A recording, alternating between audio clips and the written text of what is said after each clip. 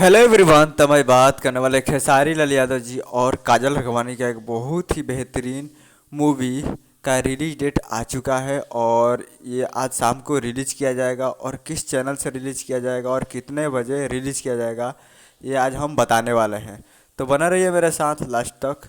जो कि आपको स्क्रीन के ऊपर दिखाई दे रहा है, जिस मूवी का नाम टाइटल रखा गया है हम हैं हिंदुस्तानी, जो कि आज इसको रिलीज किया जाएगा शाम को 18 वॉच फुल मूवी 18 नवंबर 2022 को शाम 7 बजे on Bhojpuri cinema YouTube channel पर।